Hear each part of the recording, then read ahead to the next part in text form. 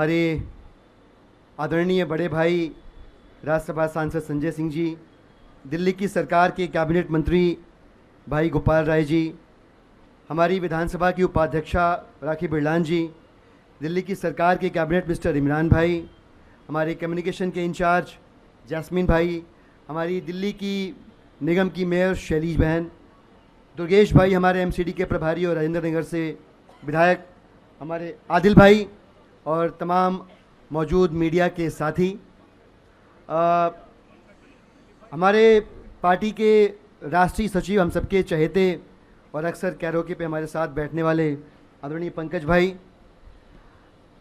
आम आदमी पार्टी के जितने भी कैंपेन सॉन्ग्स अब तक लॉन्च हुए हैं, हमारी कोशिश ये होती है कि हम जो जनता का सेंटिमेंट है, जो पब्लिक का कोर सेंटिमेंट है, हमारे कैंपेन में वही रिफ्लेक्ट हो। कैंपेन होता क्या है? कैंपेन किसी भी पॉलिटिकल पार्टी की जो प्रतिबद्धता है और उनका जो प्रतिरोध है, यानी उनका जो प्रोटेस्ट है कि हम किसके खिलाफ हैं, और उनके जो प्रॉमिसेस हैं कि हम किस लिए स्टैंड करते हैं, पूरा का पूरा कैंपेन इन्हीं दो बातों पे आधारित होता है। ये कैंपेन सॉन्ग बिल्कुल उसी पब्लिक सेंटिमेंट को रिफ्लेक्ट करता है। आपने सुना होगा इस कैंपेन सॉन्ग के मुखड़े में जो बातें हैं, अंतरे में जो बातें हैं, वो हकीकत है इस समाज की। भारतीय जनता पार्टी के कुशासन में बिल्कुल वही सब हो रहा है। आवाज़ें खिलाफ जितने लोगों ने विरोध किया, झारखंड से लेकर के दिल्ली तक, वहाँ हेमंत सोरेन जी को जेल में डाल दिया, इधर कांग्रेस का अकाउंट सीज कर दिया, आम आदमी पार्टी के अंदर विजय नायर जी, जैन साहब, संजय भाई, मनीष जी, अरविंद जी, सबको अरेस्ट किया।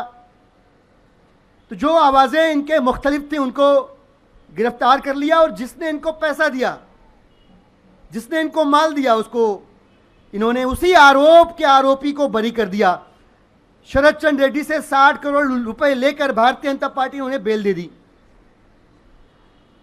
अभी सबने देखा कैसे भारतीय जनता पार्टी ने अपने पिछले शासनकाल में ओएनजीसी, आईओसीएल, कोल इंडिया लिमिटेड सब कुछ बेच दिया, सब कुछ प्राइवेटाइज कर दिया, हवाई अड्डे प्राइवेटाइज कर दिए, नीलामियां चल रही हैं खेल कूद के प्रयोजनों की। ये भी इस गीत का हिस्सा है।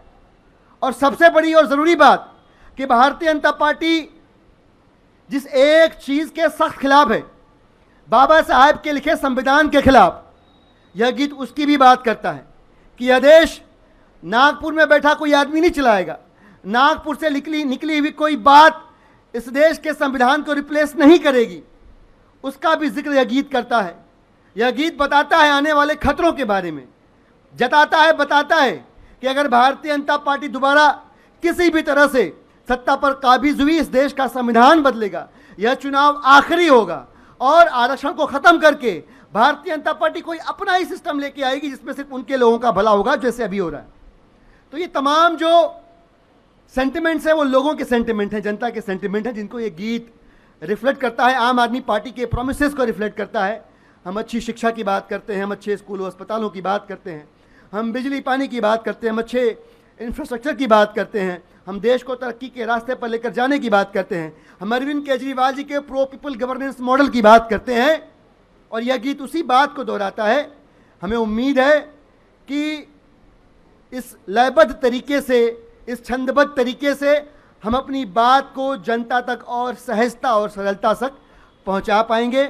आप सब लोगों के माध्यम से भी ये बात पहुंचेगी, आप मीडिया के साथियों के ज़रिए भी यह गीत जनता तक पहुंचेगा, उनके कोर को, उनके हार्ट को, उनकी नर्व्स को टच करेगा, ऐसा हमारा मानना है। आप सब वक्त निकाल के आए, बहुत बहुत शुक्रिया। इंकलाब जिंदाबाद। जय हिंद, जय भारत।